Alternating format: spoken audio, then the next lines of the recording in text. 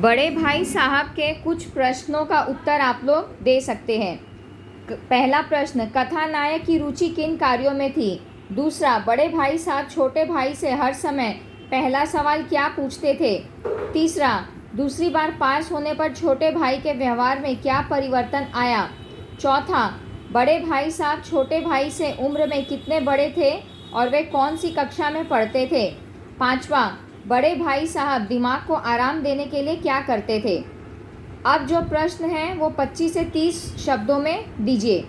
छोटे भाई ने अपनी पढ़ाई का टाइम टेबल बनाते समय क्या क्या सोचा और फिर उसका पालन क्यों नहीं कर पाया? दूसरा क्वेश्चन, एक दिन जब गुल्ली डंडा खेलने के बाद छोटा भाई बड़े भाई साहब के सामने पहुंचा तो उनकी क्या प्रतिक्रिया हुई? तीसरा, बड़े भाई साहब को अपने मन की इच्छाएं क्यों दबानी पड़ती थी? चौथा, बड़े भाई साहब छोटे भाई को क्या सलाह देते थे और क्यों? पांचवा, छोटे भाई ने बड़े भाई साहब के नरम व्यवहार का क्या फ़ायदा उठाया? अब जो प्रश्न है उसके 50 से 60 शब्दों में उत्तर दीजिए। बड़े भाई की डांट फटकार अगर न मिलती तो क्या छोटा भाई कक्षा में अव्वल आता? अपने विचारों को प्रकट कीजिए। दूसरा क्वेश्चन, इस पाठ में लेखक ने समूची शिक्षा के किन तौर तरीकों पर व्यंग किया है? क्या आप उनके विचार से सहमत हैं?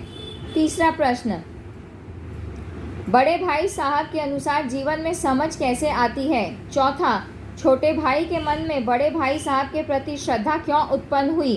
पांचवा, बड़े भाई की स्वभावगत विशेषताएं बताइए।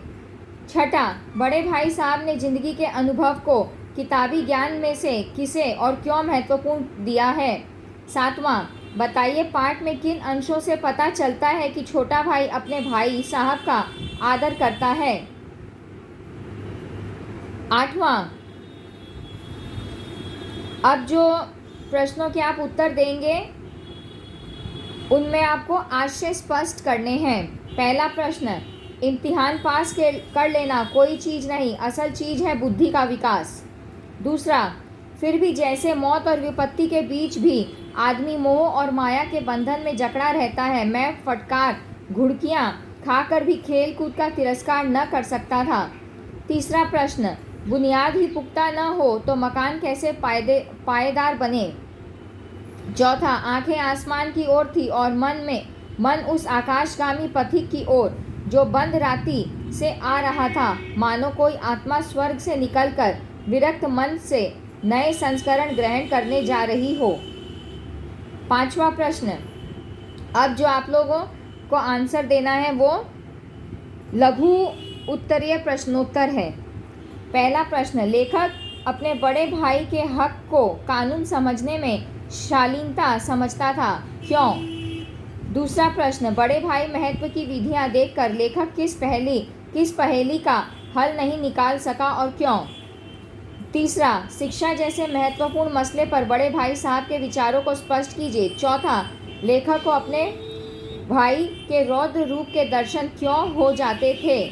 पांचवा, खेल में लौटे भाई साहब लेखक का किस तरह करते थे, स्वागत किस तरह करते थे? छठा, अंग्रेजी विषय के बारे में भाई व लेखक को क्या बताते थे? ऐसा कहने के पीछे भाई साहब का उद्देश्य क्या था? सातवां, मुझे देखकर भी सबक नहीं लेते, ऐसा कहकर भाई साहब लेखक को क्या बताना चाहते थे? आठवां, डांट फटकार लगाते भाई साहब लेखक को क्या क्या सलाह डालते थे? उनके ऐसे व्यवहार को आप कितना उचित समझते हैं? नौवां, भाई साहब द्वारा बताई जाने पर लेखक जो टाइम टेबल बनाता उसका वर्णन कीजिए। 10वां, लेखक अपने ही बनाए टाइम टेबल पर अमल क्यों नहीं हो पाता?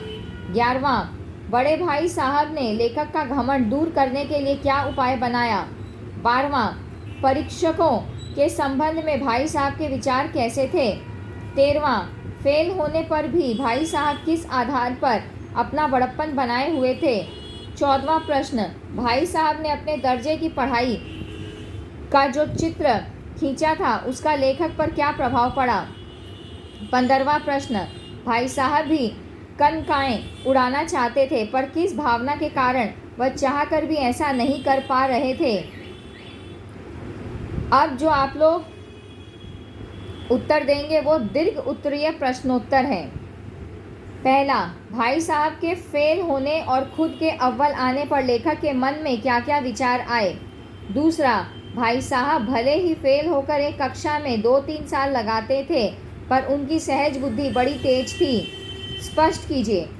तीसरा, बड़े भाई साहब ने तत्कालीन शिक्षा प्रणाली की जिन कमियों की ओर संकेत करते हुए अपने फेल होने के लिए उसे उत्तरदायी ठहराने की कोशिश की है, उससे आप कितना सहमत हैं? अपने विचार व्यक्त कीजिए।